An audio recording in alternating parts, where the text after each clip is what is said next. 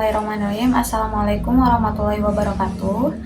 Perkenalkan, nama saya Asri Nur Aisyah dengan NIM 1222020037. Di sini saya akan menjawab pertanyaan tugas ujian tengah semester mata kuliah Filsafat Islam dengan dosen pengampu Bapak Yudi Irfan Daniel, MAG. Langsung saja ke pertanyaan pertama. Jelaskan konsep filsafat Al-Kindi terkait hubungan antara filsafat dan agama. Lantas bagaimana Al-Kindi memandang bahwa filsafat bisa membantu memahami ajaran agama secara mendalam? Jawabannya yaitu, Al-Kindi adalah seorang filsafat muslim abad ke-9 yang sangat mempelajari dan memadukan antara filsafat dan agama Islam.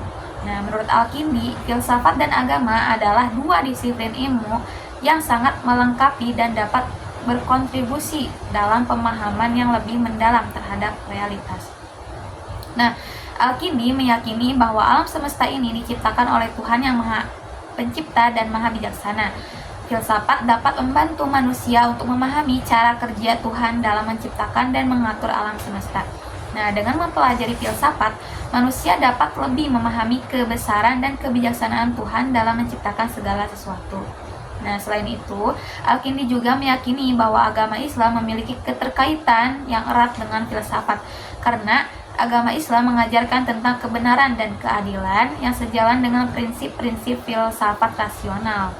Nah, Al-Kindi juga berpendapat bahwa filsafat dapat digunakan sebagai alat untuk mendekati pemahaman ajaran agama secara lebih mendalam dan menyeluruh. Dengan demikian, Al-Kindi meyakini bahwa filsafat dan agama dapat saling melengkapi dan berkontribusi dalam pemahaman manusia terhadap realitas dan kebenaran yang terkandung dalam ajaran agama Islam. Lanjut ke pertanyaan yang kedua, itu Al-Razi dikenal dengan pendekatan rasional dan filsafatnya. Analisis pandangan Al-Razi mengenai etika dan moralitas. Apa yang membedakan pandangannya dari filsafat moral lainnya pada zamannya? Nah, jawabannya menurut saya itu Al-Razi lahir di Rai dekat Tahera pada Syatu Syaban dengan nama lengkap Abu Bakar Muhammad Ibnu Zakaria Ibnu Yahya Al-Razi. Di dunia barat dikenal dengan nama Arhez. Nah, beliau merupakan seorang tokoh ilmuwan dan filsuf yang sangat berpengaruh, memiliki pandangan yang unik dan cukup kontroversial mengenai etika dan moralitas. Nah, dalam pandangannya mengenai etika, Al-Razi lebih berorientasi menuju hidup bahagia yang tidak hanya sekedar hidup, tapi juga bermakna dan memberi manfaat bagi sesama dan berujung bahagia. Nah, bagi Al-Razi, kebahagiaan fisikis atau kenikmatan ruhani lebih mulia daripada kenikmatan jasmani. Nah, ada 3 aliran nih pemikiran yang sangat berperan penting yang menjadi corak konsep etika Al-Razi. Yang pertama itu ada Epikurianisme yang menitikberatkan nih pada sisi kebahagiaan secara spiritual atau batiniahnya. Yang kedua ada Aristotelianisme, yaitu menekankan pada aspek keseimbangan.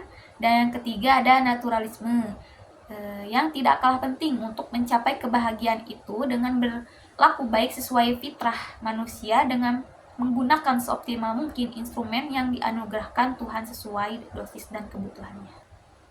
Adapun pandangan moralitas menurut Al-Razi, menurut beliau yaitu sebuah ukuran baik buruknya tindakan manusia dalam konteks sosial tertentu.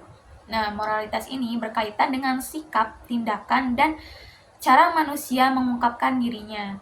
Nah, lantas apa yang membedakan pandangannya dari filsafat moral lain pada zamannya? Itu salah satu perbedaan yang paling utama adalah bahwa Al-Razi memandang moralitas sebagai sesuatu yang tidak hanya ditentukan oleh agama, tetapi juga oleh akal dan akal sehat. Ia menekankan pentingnya rasionalitas dan logika dalam menentukan apa yang benar dan salah dalam moral. Nah, selain itu juga, Al-Razi juga menekankan pentingnya kebebasan individu dalam memilih tindakan moral mereka dan bahwa seseorang harus bertanggung jawab atas tindakan mereka sendiri. Al-Razi juga melawan pandangan takdir yang dapat dipahami sebagai percayaan bahwa segala sesuatu telah ditentukan sebelumnya. dan manusia tidak memiliki kebebasan moral. Nah, dengan pendekatannya rasional dan mandiri terhadap moralitas, Ar-Razi membedakan dirinya dari filsuf-filsuf moral lainnya pada zamannya yang mungkin lebih bergantung pada ajaran agama dan takdirnya gitu. Oke, kita lanjut ke pertanyaan yang ketiga, yaitu Al-Farabi sering disebut dengan sebagai guru kedua setelah Aristoteles dalam filsafat Islam. Apa pandangan Al-Farabi tentang konsep kota ideal atau Al-Madinah Al-Fadilah? Lantas, apa ciri-ciri utama kota ideal menurut Al-Farabi? Dan bagaimana hal ini berkaitan dengan konsep kebahagiaan? Nah, jawabannya itu Al-Farabi memandang konsep kota ideal atau Al-Madinah Al-Fadilah sebagai suatu masyarakat yang diatur berdasarkan prinsip-prinsip keadilan, kebijaksanaan, dan kebahagiaan. Kota ideal merupakan visi utama yang menciptakan harmoni antara individu dan masyarakat, serta antara pemimpin dan rakyatnya. Al-Farabi berpendapat bahwa kota ideal harus dipimpin oleh seorang filsuf king yang memiliki kebijaksanaan, kecakapan, dan keadilan untuk memastikan kesejahteraan dan kebahagiaan bagi semua warganya. Menurut Al-Farabi, ciri-ciri utama kota ideal adalah memiliki pemerintahan yang adil, masyarakat yang mencintai kebijaksanaan, dan pendidikan yang berkualitas. Nah, kota ideal juga harus memiliki keseimbangan antara kepentingan individu dan kepentingan umum, serta menyediakan fasilitas umum yang berkualitas untuk semua warganya. Nah, konsep kebahagiaan menurut Al-Farabi berkaitan erat dengan ciri-ciri kota ideal tersebut. Menurut Al-Farabi, kebahagiaan sejati bisa dicapai ketika seseorang hidup dalam masyarakat yang adil, harmonis, dan berkembang dengan baik. Nah, kota ideal yang memiliki pemerintahan yang adil, masyarakat yang mencintai kebijaksanaan, pendidikan yang berkualitas, dan keseimbangan antara kepentingan individu dan umum akan menciptakan lingkungan yang memungkinkan warganya untuk hidup bahagia. Oleh karena itu, bagi Al-Farabi, kebahagiaan merupakan hasil dari lingkungan masyarakat yang ideal dan harmonis. Kita lanjut ke pertanyaan yang keempat, yaitu Ikhwan As-Sofa atau persaudaraan kemurnian memiliki pendekatan ensiklopedis terhadap filsafat dan sains.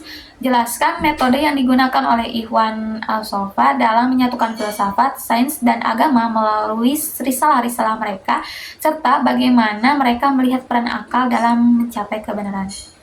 Nah, jawabannya itu Ikhwan As-Sofa atau disebut juga sebagai The Brethren of Forty adalah sekelompok filsuf dan penulis muslim abad ke-10 yang menghasilkan sebuah ensiklopedia filsafat yang terkenal, yaitu Risalah Jamiah. Nah, mereka berusaha untuk menyatukan filsafat, sains, dan agama dalam karya-karya mereka.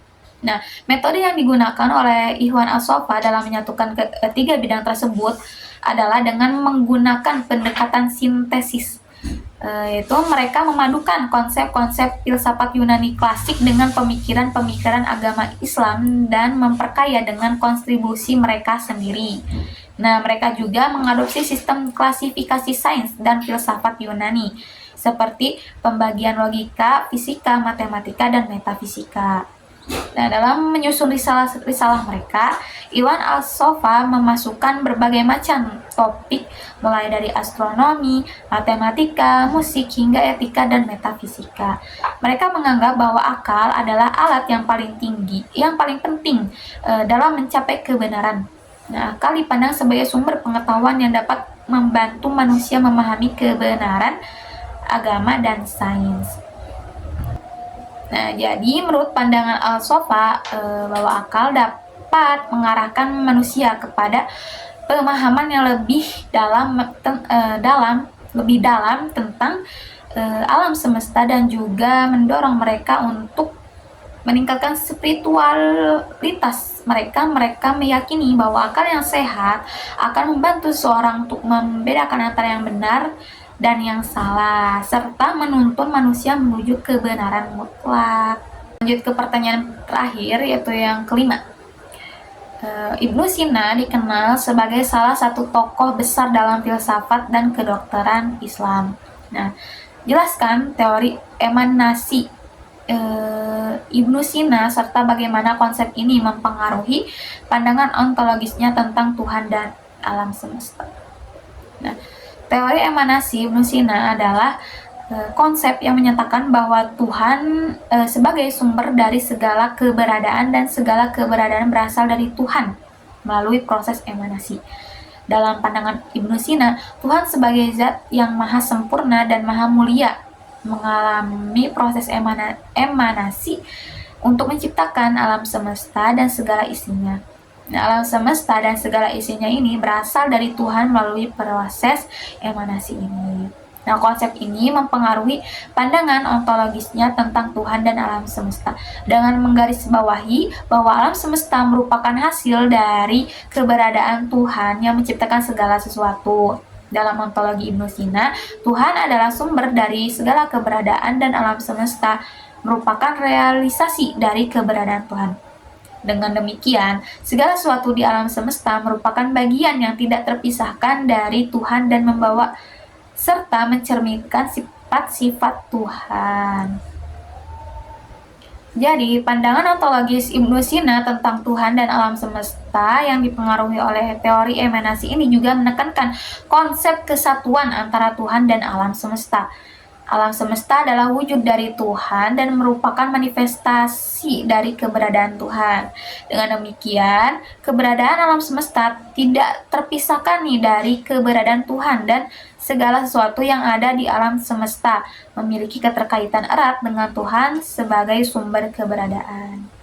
Oke, baik, cukup sekian yang bisa saya jawab. Terima kasih. Wassalamualaikum warahmatullahi wabarakatuh.